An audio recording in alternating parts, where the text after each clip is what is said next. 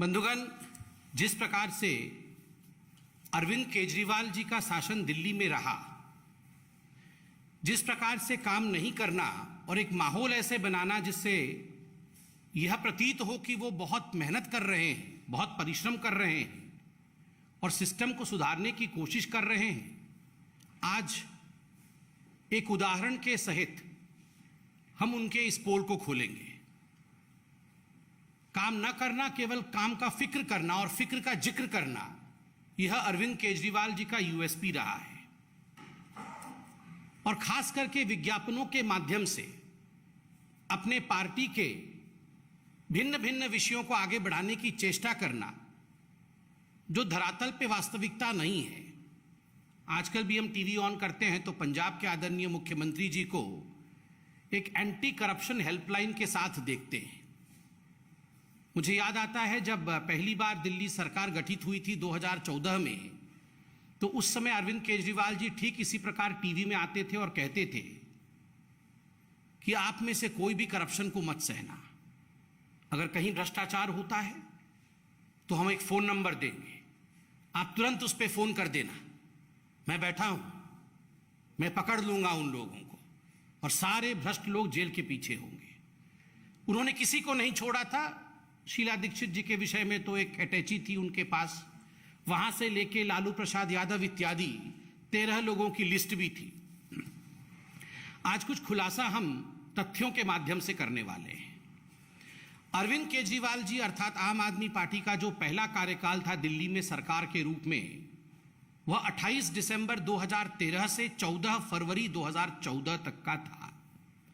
8 जनवरी 2014 को आप सभी को याद होगा, एक भ्रष्टाचार विरोधी helpline, anti corruption helpline Arvind Kejriwal ji ने स्वयं लॉन्च किया था। वो नंबर भी आपको याद होगा, बहुत विज्ञापन हुआ था उस नंबर का, 01127357169। यह वो हेल्पलाइन था और दावा किया गया था, अरविंद केजरीवाल जी खुद आते थे टीवी पे, प्रेस कॉन्फ्रेंस इत्यादि के माध्यम से दावा करते थे कि हजारों हजार फोन कॉल्स इस नंबर पे आ रहे हैं और बड़ा विशेष कार्यवाही जो है इस पे होने वाला है। हजारों कॉल्स आ रहे हैं, ये खुद अरविंद केजरीवाल जी ने कहा था। दूसरा कार्यकाल आम आदमी पार्टी का 2015 से 2020 तक था, 2020 तक था। 5 अप्रैल 2015 को पुनः एक नवगठित हेल्पलाइन लॉन्च किया गया था, एक नया नंबर लॉन्च किया गया था and the new number was 1031। और यह जो नंबर था, यह विजिलेंस डिपार्टमेंट, दिल्ली सरकार के विजिलेंस डिपार्टमेंट सतर्कता विभाग के अंतर्गत था कि विजिलेंस डिपार्टमेंट इसके ऊपर एक पैनी निगाह रखेगी और जो भी कॉल्स इसमें आएंगे उस पर कार्यवाही करने का काम विजिलेंस डिपार्टमेंट करेगी, क्योंकि विजिलेंस डिपार्टमेंट इन सारे कॉल्स को एसीबी, एंटी करप्शन ब्यूरो, उस समय विजिलेंस डिपार्टमेंट के अंडर में था, एसीबी के पास भेजेगी। इस पर भी बहुत विज्ञापन हुआ। एक ऐसा माहौल बनाया गया मानो भ्रष्टाचार के खिलाफ बहुत बड़ी लड़ाई लड़ने की चेष्टा अरविंद केजरीवाल जी की है। आपको याद होगा उसके पश्चात दिल्ली सरकार के सतर्कता विभाग अर्थात विजिलेंस डिपार्टमेंट में से एसीबी चला गया। एसीबी उनके पास नहीं रहा। जब एसीबी उनसे छिन गया तो आम आदमी पार्टी ने प्रेस कॉन्फ्रेंस किया और कुछ आंकड़े रखे। प्रेस कॉन्फ्रेंस के माध्यम से उन्होंने आंकड़े रखा कि ये जो हेल्पलाइन 1031 खोला गया था, उसके माध्यम से जो कॉल आए थे उनकी संख्या 1,25,000 की थी। 1,25,000 calls were received through this helpline, the anti-corruption helpline, that is 1031. And mostly these anti-corruption calls, ये जो भ्रष्टाचार के विरोध जो calls थे, ये calls कुछ विभागों की थी जिसमें MCD, पुलिस, परिवहन विभाग और दिल्ली जल बोर्ड सम्मिलित थे। कि इन 4-5 विभागों का बहुत कॉल्स आया है, 1,25,000 कॉल्स आई है। और आम आदमी पार्टी ने प्रेस कॉन्फ्रेंस करके कहा था उस समय कि इसके आधार पर लगभग 152 अधिकारियों को निलंबित अर्थात सस्पेंड किया गया है और 35 अधिकारियों को गिरफ्तार किया गया है। एक आरटीआई का सिलसिला चालू हुआ, राइट टू इंफॉर्मेशन है। लोगों ने जानना चाहा कि वास्तविकता इस नंबर का क्या था, कितने लोगों को वास्तविक रूप से कितने लोगों को वास्तविक रूप से इसमें सजा हुआ? जो दिल्ली पुलिस की आरटीआई की जवाब 13 मई 2015 को दिल्ली पुलिस से यह आरटीआई में मांगा गया कि कितने लोग गिरफ्तार हुए, क्योंकि जो नोडल एजेंसी है कार्यवाही करने की, एफआईआर दर्ज करने की, शिकायत दर्ज करने की, वो तो आप हैं, तो कितने लोग गिरफ्तार हुए, क्या कार्यवाही हुई? तो दिल्ली पुलिस का कहना था कि कुल मिलाकर के 1031 पे 282 कॉल्स मात्र आए और 7 केस दर्ज हुए। गिरफ्तारी किसी की नहीं हुई, मात्र 7 केस दर्ज हुए। Just imagine. आम आदमी पार्टी के प्रवक्ताओं ने, उनके नेताओं ने प्रेस कॉन्फ्रेंस करके कहा 1,25,000 कॉल्स आई, 152 सस्पेंड हो गए, 35 गिरफ्तार हो गए। भारी जुर्म हो गया था इसलिए 35 गिरफ्तार हो गए। किंतु दिल्ली पुलिस ने कहा कुल मिलाकर के 282 कॉल्स आए। डिफरेंस देखिए, 1,25,000 और 282, और केवल 7 केस दर्ज हुए, कोई गिरफ्तार नहीं हुआ, कोई 7 केस दर्ज हुए। ठीक उसी प्रकार स्पेशल सीपी एंटी करप्शन एक विभाग था, उसके जो स्पेशल सीपी थे, स्पेशल सीपी के अनुसार 20 अप्रैल 2015 को उन्होंने कहा कि ये जो 1031 हेल्पलाइन था, इसमें मैक्सिमम 451 शिकायतें आईं, 11 मामले दर्ज हुए। 7 से 11 मामले। एसीबी जो एंटी करप्शन ब्यूरो था, उनका मानना था कि 11 मामले दर्ज हुए, पुलिस ने कहा 7 मामले दर्ज हुए। बाद में आपको पता है, ये जो हेल्पलाइन था 1031, जिसके ऊपर इतना फैनफेयर हुआ था कि पता नहीं दिल्ली का चेहरा बदल जाएगा, करप्शन आम आदमी के जीवन से समाप्त हो जाएगा, ये बंद हो गया। ये कोविड हेल्पलाइन में परिवर्तित कर दिया गया और अभी भी ये बंद है। आज पंजाब के चीफ मिनिस्टर इसी प्रकार के एक हेल्पलाइन को लेकर वो कहीं ना कहीं पंजाब बदल जाएगा इस प्रकार की राजनीति भी कर रहे हैं। और आपको जान के आश्चर्य होगा कि उस समय के जो एसीबी अधिकारी थे, ये ऑन रिकॉर्ड है, ये पब्लिक में है, कि उस समय के जो एसीबी अधिकारी थे, उन्होंने कहा कि ये जितने भी 1031 पे कॉल आए थे उनका कोई रिकॉर्ड नहीं है, no record keeping could be done. Why? क्योंकि ये सब दिल्ली सरकार ने उस समय निजी स्वयं सेवकों को रखा था। निजी मतलब अपने ही जो सिविल सोसाइटी के लोग होते हैं, एनजीओ के लोग होते हैं, उनको रखा था इस काम को करने के लिए। सो दे वर नॉट क्वाइट डेप्थ। उनको पता नहीं था कि इस प्रकार इस हेल्पलाइन को हैंडल करना है, इसलिए कोई रिकॉर्ड कीपिंग नहीं हुआ है। इसलिए यह बताना संभव नहीं है कि वास्तविक रूप में किसी पे काम हुआ है या नहीं हुआ है। खोदा पहाड़ निकली चुहिया, एक मुहावरा है। आप सोच के देखिए, इतना कुछ कहा गया था। अरविंद केजरीवाल जी किस तरह हाथ ऐसे ऐसे करके प्रेस कॉन्फ्रेंस करते थे रोज कि हम भ्रष्टाचार समाप्त कर देंगे, आप बिल्कुल डरिएगा मत, मैं बिल्कुल हूं ना, मैं, आप फोन करिए, मैं बैठा हूं, सारा भ्रष्टाचार समाप्त हो जाएगा, क्योंकि ये हेल्पलाइन ही सब कुछ है। कुछ नहीं हुआ, किसी के खिलाफ केस नहीं हुआ है, कोई जेल नहीं गया है, इतने वर्ष बीत गए। ये जो इनकी रणनीति है, कुछ नहीं करना, केवल जिक्र करना और जिक्र का फिक्र करना, आज उसी विषय में यह प्रेस कॉन्फ्रेंस है। और बाकी बहुत सारे विषयों को लेकर अभी आदेश गुप्ता जी, हमारे दिल्ली प्रदेश अध्यक्ष, आपके सामने रूबरू होंगे। माननीय आदेश जी। धन्यवाद माननीय संबित पात्रा जी। अभी सभी पत्रकार मित्रों को मेरा नमस्कार। अभी बड़े विस्तार से दिल्ली में अरविंद केजरीवाल की भ्रष्टाचार विरोधी हेल्पलाइन के बारे में उनका पोल खोलने का काम संबित जी ने किया है। और दिल्ली के मामले के अंदर भी मैं कुछ बातें आपके सामने साझा करना चाहता हूं। दिल्ली के मुख्यमंत्री जी जिस समय पंजाब के अंदर उनकी सरकार बनी, तो उन्होंने ट्वीट किया कि हमने 11 दिन के अंदर दिल्ली के अंदर एक परिवर्तन किया, एक पंजाब के अंदर कट्टर ईमानदार सरकार आ गई है। और ऐसी कट्टर ईमानदार सरकार को चलाने वाले जो कट्टर ईमानदार मुख्यमंत्री केजरीवाल हैं, उनके बड़े ही कट्टर दोस्त और मित्र और उनके सखा रहे ऐसे दिल्ली में उनके ही मंत्रिमंडल के मंत्री सत्येंद्र जैन जी की एक कारनामा सामने आया। और वो कारनामा उनकी लगभग 5 करोड़ की संपत्ति, जो कि फर्जी कंपनियों के नाम पर हवाला कारोबारियों से लेन देन करके उन्होंने जमीन खरीदी थी, उसको जब्त किया गया। और यह कार्रवाई बहुत नई नहीं है, पिछले 5-6 सालों से उन पर यह कार्रवाई चल रही, उस पर जांच चल रही। और उस जांच के दौरान यह पाया गया कि किस तरह से सरकार का जो वो उपयोग कहते हैं उसको दुरुपयोग कर रहे थे, अपने पद का दुरुपयोग कर रहे थे। किस तरह से दिल्ली के कट्टर ईमानदार मुख्यमंत्री के कट्टर दोस्त और चहेते सत्येंद्र जैन के हवाला कारोबारियों से जो लेन देन था उसमें 16.38 करोड़ रुपया हवाला कारोबारियों से लेन देन किया। और खुद हवाला कारोबारियों ने इस जांच के दौरान बताया, जीवेंद्र मिश्रा, अभिषेक चोखानी, राजेंद्र बंसल।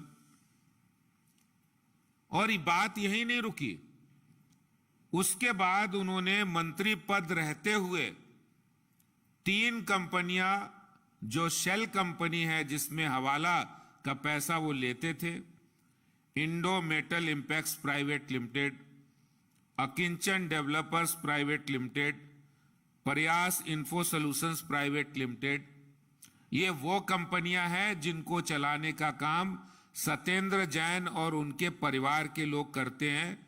शेल कंपनी है, इसमें जितना उनका नंबर 2 का पैसा हवाला के थ्रू वो लेते थे और इससे करते क्या थे, ये बात भी बहुत जानकारी आपको दे रहा हूं। वो दिल्ली में इससे जमीनें खरीदते थे, क्योंकि सैया भय कोतवाल तो हमें डर काहेगा। खुद मुख्यमंत्री उनके दोस्त है, मुख्यमंत्री जी पूरा शेल्टर दिए है और उनको मंत्रालय भी वो दे रखे, यूडी मिनिस्टर हैं, पीडब्ल्यूडी मिनिस्टर हैं।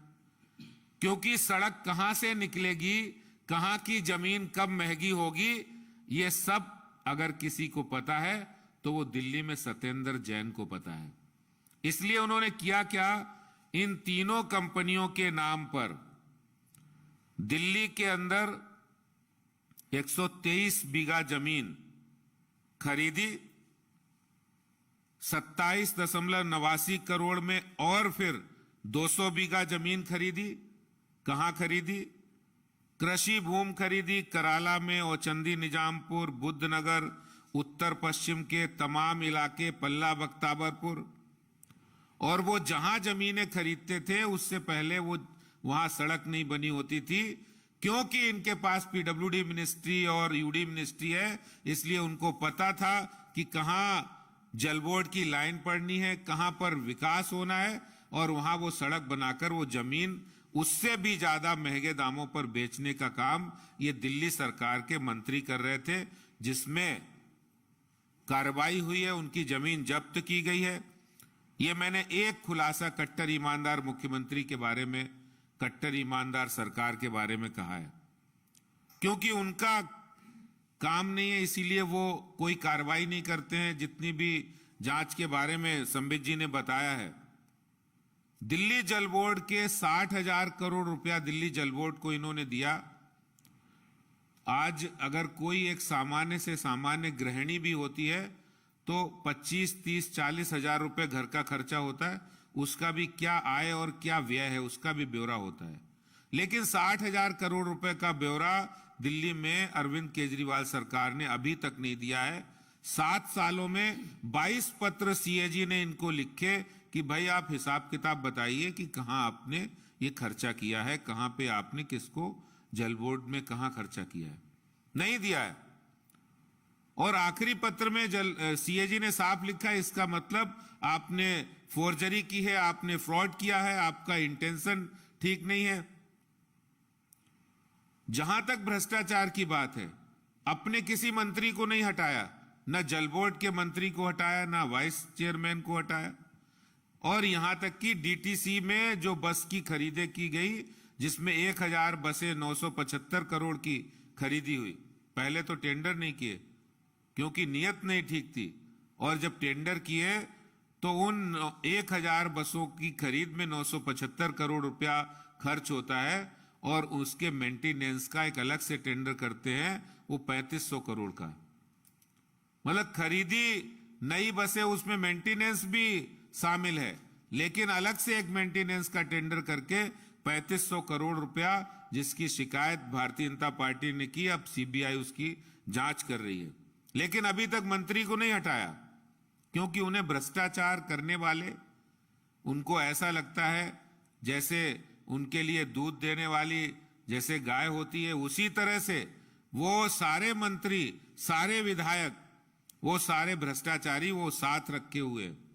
और जिस तरह से दिल्ली के अंदर शराब माफिया के साथ जो गलबैयां की है, जो उन्होंने गठबंधन किया है और उनको हजारों करोड़ रुपए का फायदा पहुंचाया है, ये भी भ्रष्टाचार का ही एक बहुत बड़ा नमूना हम लोगों को देखने को मिल रहा है। दिल्ली के अंदर जो लोग बड़ी बाहें फाड़ते थे, जो जोर जोर से चिल्लाकर कहते थे कि हम ईमानदार सरकार लाएंगे, ईमानदारी की बात करते थे, हेल्पलाइन जारी करते थे, आज वो शराब माफिया के साथ मिलकर भ्रष्टाचार कर रहे हैं। वो दिल्ली जल बोर्ड में भ्रष्टाचार कर रहे हैं, वो दिल्ली डीटीसी में भ्रष्टाचार कर रहे हैं। और इसके साथ ही साथ जो लोग ये कहते थे कि हम ईमानदार हैं, वही लोग दिल्ली के मुख्यमंत्री अपने घर के अंदर 21 करोड़ की लागत से स्विमिंग पूल बनवाने का काम कर रहे हैं, जो ये कहते थे ना मैं गाड़ी लूंगा, ना बंगला लूंगा, ना सुरक्षा लूंगा। तो ये भ्रष्टाचार की पोल आज जो उनका कमिटमेंट था, वो आज जनता के सामने आ गया है। जो उन्होंने वादे किए थे भ्रष्टाचार को समाप्त करने के लिए, बड़े बड़े उनके पास पुलिंदे थे। जिस टैंकर माफिया को वो समाप्त करने के लिए शीला जी के राज में कहते थे इस टैंकर माफिया को समाप्त कर देंगे, वही टैंकर माफियाओं से आज इनके विधायक मंथली ले रहे हैं और इस जुर्म में इनके एक विधायक जेल भी जा चुके हैं। तो ये इनकी असली कहानी, आज कुछ कहानी आपको मैंने बताई है कि दिल्ली में भ्रष्टाचार विरोधी हेल्पलाइन चलाकर दिल्ली के अंदर, देश के अंदर भ्रष्टाचार के खिलाफ लड़ाई लड़ने वाले आज खुद भ्रष्टाचार कर रहे हैं दिल्ली के अंदर। ये बात मैं आपके बीच कहना चाहता हूं। धन्यवाद। Any questions? सर, आप अभी जहांगीरपुरी के होकर आए हैं, उसके बारे में बताया, क्योंकि लॉ एंड ऑर्डर सीधा एमएचए के अंडर आता है। क्या दायित्व बनता है, आपको लगता है कोई लाक्सिटी थी दिल्ली पुलिस में, जिस तरह से हम देख रहे हैं करौली में और बाकी जगह वायलेंस हुआ, तो उससे तैयारी कर लेनी चाहिए थी? माननीय अध्यक्ष जी, आदेश जी अभी जहांगीरपुरी जाने वाले हैं, तो जो आपने प्रश्न पूछा है, स्वाभाविक रूप से वो वहाँ एक बार निरीक्षण करने के बाद प्रश्नों के उत्तर जरूर रखेंगे। जहाँ तक जहांगीरपुरी का विषय है, अभी इन्वेस्टिगेशंस चल रहे हैं। मुझे लगता है हम सबको इन्वेस्टिगेशंस के नतीजों का इंतजार करना चाहिए, मगर साथ में ये भी हम कहना चाहेंगे कि कल जिस प्रकार सोनिया गांधी जी ने एक चिट्ठी लिखा था कई और विपक्ष के नेताओं के साथ मिलकर, जिसमें फारूक अब्दुल्ला भी थे, जिसमें कुछ लेफ्ट के नेता भी थे, यह चिंता का विषय है। यह चिंता का विषय है क्योंकि जो सिलेक्टिव पॉलिटिक्स, चयनात्मक राजनीति विपक्ष के कुछ नेता कर रहे हैं, वह देश के लिए उचित नहीं है, देश के लिए हानिकारक है। सोनिया जी ने इस चिट्ठी में विचारधारा की बात की थी। आज प्रश्न उठता है, कौन सा ऐसा विचारधारा है जो देश में इस प्रकार दंगे कराता है? इस विचारधारा का नाम 70 वर्षों से एक ही है और उसका नाम है तुष्टीकरण की विचारधारा, the politics and the policy of appeasement. Bharatiya Janata party विश्वास रखती है केवल एक ही पॉलिसी करना। मुझे लगता है यह बहुत दुखी है। बहुत बहुत धन्यवाद।